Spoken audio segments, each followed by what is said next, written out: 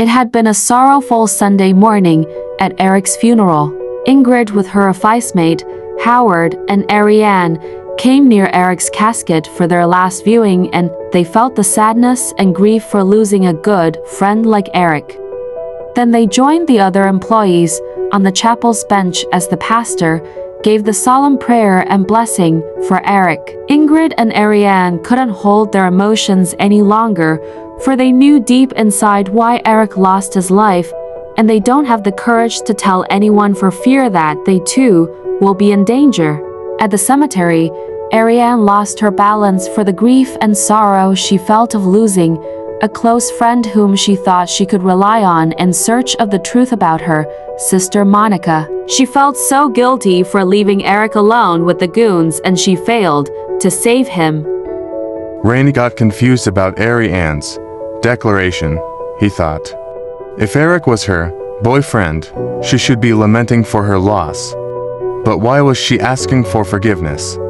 I'm so sorry, Eric. I didn't have the courage to stay with you. I only thought about my safety, leaving you there to die. I'm so sorry. Please forgive me. What was there really, Ariane, that you're not telling me? Why was there a burden of guilt rather than sadness and sorrow for your loss? Rainey thought. Enough, Ariane, enough please. You're getting carried away too much. That is affecting your mental health. You're draining yourself from your burden of what? Guilt. What really is bothering you? Ariane, tell me. I'm sorry, Mr. Morrison, but I'm afraid I can't tell you about anything just yet. I'm not sure if I can tell you because I feel it would only complicate things. I don't even know if I can trust you because of your connection with the loss of my sister that you don't want to tell me. If you're talking about trust issues here, I wouldn't force you to open up. What I only meant was to lessen your pain and burden about that guilt you're feeling right now. Come on. I'll bring you home so you could rest. You're so drained and haggard already.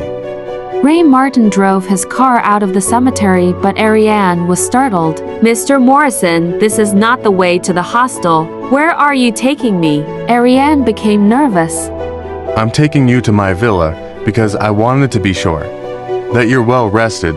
If you're home with Ingrid, the more you'll drown yourself to sorrow, and it might affect your health greatly. In my villa, you can be alone without distractions, that you'll have the rest you much needed. Ariane was more surprised when they entered a smaller place which was far different from his villa. This is my cottage just close to my villa. It is still within my estate.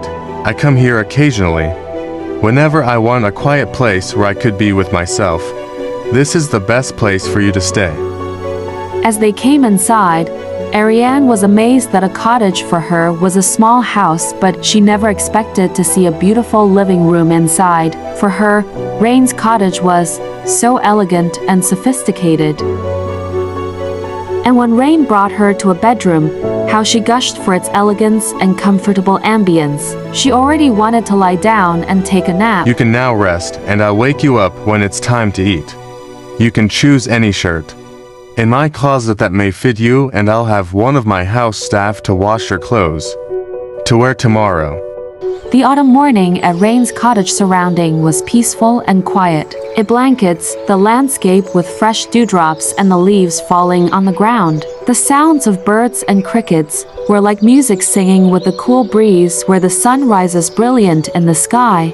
Ariane woke up refreshed but was startled because it was already morning. She walked out of the bedroom and smelled a pleasant and wholesome smell of food being cooked. And there she saw Rain in the kitchen, cooking pancakes.